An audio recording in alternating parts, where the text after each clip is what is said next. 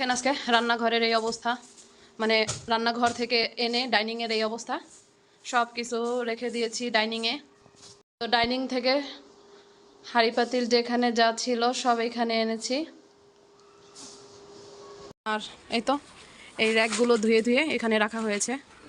রান্নাঘর থেকে এনে ধুয়ে রোদে রেখেছি যাতে তাড়াতাড়ি শুকিয়ে যায়। আপা আবার এই র্যাকটা ধুচ্ছে, এটা ধোয়াচ্ছি। অনেক ময়লা হয়ে গেছে, আজকে রান্নাঘরটা পরিষ্কার করব, যতটা সম্ভব পারি করে ফেলবো। রান্নাঘরের অবস্থা অনেক খারাপ, অনেক ময়লা হয়েছে, বোঝা যাচ্ছে না ক্যামেরায়, কিন্তু অনেক ময়লা হয়েছে। দেখেন এখান থেকে ময়লা নেমে এসেছে এখানে। বোনের বাসায় যাব চিন্তা করেছি, সেখান থেকে আসলে আবার ভালো লাগবে না কাজ করতে, তো এই জন্য সব পরিষ্কার করে নিব। আর বয়ামগুলো ধুয়ে ফেলা হয়েছে, এগুলো ধুয়ে ধুয়ে মুছে উঠানো হয়েছে। তো এই হলো অবস্থা, অনেক ময়লা হয়েছে। ঠিক আছে, তাহলে দেখতে থাকুন। এই তো রান্নাঘর অনেকটা পরিষ্কার হয়েছে, দেখেন ওই পাশটা খুলে ফেলেছি অ্যাডজাস্ট ফ্যান, আর এখন এই অবস্থায় আছে। পরিষ্কার হচ্ছে প্রায় শেষের দিকে, এখন শুধু মালামালগুলো গুছিয়ে রাখবো। সবই পরিষ্কার করা হয়ে গেছে, ঘষা মাজা সব শেষ। অনেক কষ্ট হয়েছে, দুইজনের পরিশ্রম।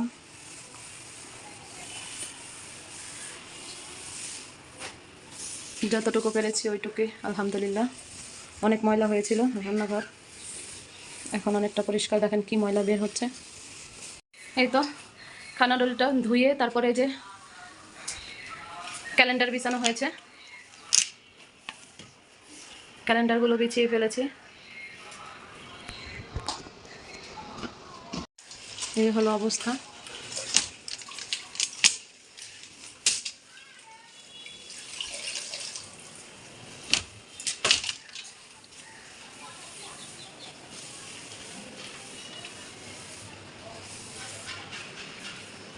এই আর কি, অনেক ময়লা হয়েছিল। দেখেন এখন চকচক করছে।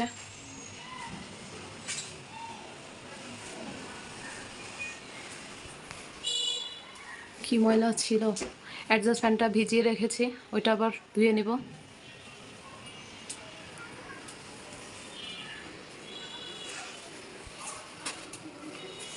চুলাটা আবারও একদিন ঘষা মাজা করতে হবে, একদিনে সব কিছু সম্ভব না।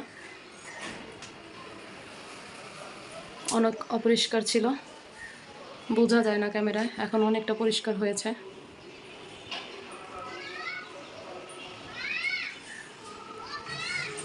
এই তো বারান্দা থেকে র্যাকগুলো নিয়ে আসলাম, দেখেন কত পরিষ্কার হয়েছে, অনেক পরিষ্কার হয়েছে। এই যে এটা, তারপরে এই র্যাকটা পরিষ্কার করা হয়েছে। এই র্যাকটা ছিল ডাইনিংয়ের পাশে, কিন্তু আমার ছোটো মেয়ে আবার এই আলু পেঁয়াজ নিয়ে চাটাচাটি করে মুখে দেয়, সেই জন্য এখানে রাখা হয়েছে। আলু মুখে দেয়, পেঁয়াজ মুখে দেয়, এই হলো অবস্থা। সেই জন্য আমি এটা এখানেই রেখে দিয়েছি, না হলে এই জায়গাটা খালিই ছিল। তো ঠিক আছে, একটু একটু করে গুছিয়ে নেই, তারপরে আপনাদেরকে দেখাচ্ছি। জায়গাটা তো এখনও খালি আছে, এগুলো সব এখন বুকিং হয়ে যাবে জায়গাগুলো। এই তো রান্নাঘর প্রায় গোছানো শেষ হয়ে গিয়েছে, এখন কিছুটা বাকি আছে। তো আর কি, সবগুলো এনে আবার সব বুকিং হয়ে গেল। থালা বাসন যেখানে যা আছে সব গুছিয়ে নিলাম। তারপরে পেঁয়াজ রসুন আলু এগুলো সব আলাদা আলাদাভাবে রেখেছি। ওগুলো একটু পুরান হয়ে গেছে, পেঁয়াজগুলো শুকনা শুকনা হয়ে গেছে, আর এগুলো কয়েকদিন আগে এনেছে, তো সেগুলো আলাদা আলাদা করে রেখেছি। এই তো একটা এখন আপাতত খালি আছে, তো এটাতে আর পেঁয়াজ এটাতে রাখি যখন বেশি আনে, তো এই জন্য এটা খালি রেখেছিলেন। তো সব পুরা রান্নাঘর ভালো করে তারপর সাবান দিয়ে ধুয়ে নিয়েছি, হুইল পাউডার দিয়ে গরম পানি দিয়ে ধুয়ে নিয়েছি, অনেক কষ্ট হয়েছে। আর অ্যাডজাস্ট ফ্যানটা খুলে নিয়েছিলাম, তো অ্যাডজাস্ট ফ্যানটা খুলে ধুয়ে ফেলেছি। এই তো অ্যাডজাস্ট ফ্যানটা খুলে ধুয়ে নিয়েছি, জাস্ট তেমন একটা কষ্ট হয়নি। এই গরম পানি আর হচ্ছে হুইল পাউডারের মধ্যে ভিজিয়ে রেখেছিলাম, আমার তেমন বেশি কষ্ট হয়নি। দেখা যায় যে মানুষ অনেক মেডিসিন ব্যবহার করে, আমিও করেছি। দেখা যায় ভিনেগার আর হচ্ছে হুইল পাউডার একসাথে মিশিয়ে তারপরে ওইটা ওইটা দিয়ে করলেও তাড়াতাড়ি হয়, আর এটাতেও আমার সমস্যা হয়নি। স্প্রে পাচ্ছিলাম না, সেই জন্য ওইটা বানাইনি। এই যেমনটা পেরেছি ওইভাবে পরিষ্কার করে নিয়েছি। এই তো এখন আমি লাগিয়ে নিব। এই হলো অবস্থা, পরিষ্কার হয়েছে খুব সুন্দর। এই তো দেখেন, মেয়ে মানুষের কত কষ্ট করতে হয়, কাজ করতে হয়, একটা পেটের জন্য কত কাজ করতে হয় মানুষের। দেখছেন কত কাজ, কাজের কোনো শেষ নেই। এগুলো পরিষ্কার করে ফেলেছিলাম, আবার বের হয়েছে কিভাবে বুঝতে পারলাম না। তো যাই হোক, অ্যাডজাস্ট ফ্যানটা লাগানো শেষ করলাম। এই তো তেল রাখার জন্য যে ট্রেটা, ওভেনের যে ট্রেটা আছে, এটাই ব্যবহার করি। তেলের বোতল রাখার জন্য এগুলো ধুয়ে নিয়েছি সুন্দর করে, অনেক ময়লা হয়ে গিয়েছিল, সবগুলো বোতলই অনেক ময়লা হয়ে গিয়েছিল। ওই দিন আপনাদের ভাইয়া বলছে এত ময়লা হয়েছে, ধুচ্ছ না কেন? আসলে সেভাবে সময় পাই না, চিন্তা করেছি যে একবারে যখন রান্নাঘরটা পরিষ্কার করব তখনই এগুলো একবারে পরিষ্কার করে নিব। এই তো মোটামুটি আমার রান্নাঘর পরিষ্কারের দিকেই আছে, এই আর কি। আপনাদের ভাইয়া একটা ধুয়ে দিয়েছিল। তো এই তো এই হচ্ছে রান্নাঘরের অবস্থা, পুরো টোটালি পরিষ্কার হয়ে গেছে। সব বের করছিলাম ডাইনিংয়ে, সব কিছু রান্নাঘরে ছিল না, সব বের করে আবার সব গুছিয়ে সব কিছু সুন্দরভাবে গুছিয়ে নিয়েছি। আজকে সব পরিষ্কার চকচক লাগছে, আর যেই তেল চিটচিটে হয়েছিল সব পরিষ্কার করেছি, এখন অনেক পরিষ্কার হয়ে গেছে সব কিছু।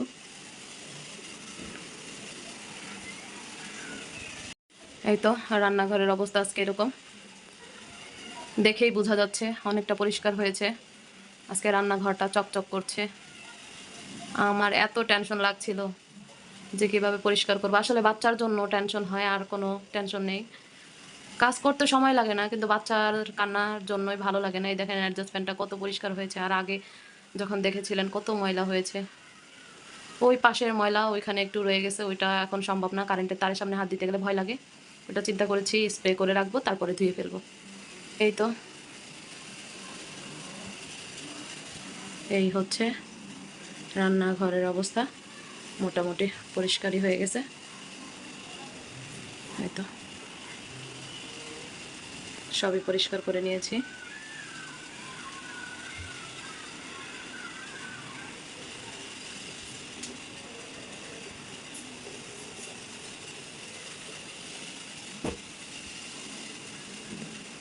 তো আপু ভাইয়ারা, আমি আজকে রান্নাঘরটা পরিষ্কার করলাম, ডিপ ক্লিনিং করলাম। আজকে আসলে অনেক কষ্ট করা লেগেছে, কারণ রান্নাঘরের অবস্থা যা ছিল, অনেক তেল চিটচিটে হয়েছিল, যা আর বলার মতো না।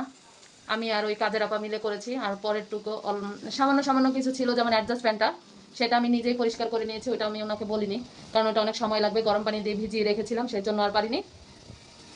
তো এই আর কি। তো কিভাবে পরিষ্কার পরিচ্ছন্ন করলাম আপনাদের মাঝে শেয়ার করলাম। যদি দূরে এবং কাছে থেকে যে আপু ভাইয়ারাই আমাকে দেখছেন না কেন, আমার ভিডিও যদি একটুও ভালো লেগে থাকে তাহলে অবশ্যই লাইক কমেন্ট শেয়ার সাবস্ক্রাইব করতে ভুলবেন না। আপুর পাশে থাকবেন, ইনশাল্লাহ আমিও আপনাদের পাশে থাকবো। তাহলে আজকের মতো এখানেই বিদায়। আসসালামু আলাইকুম।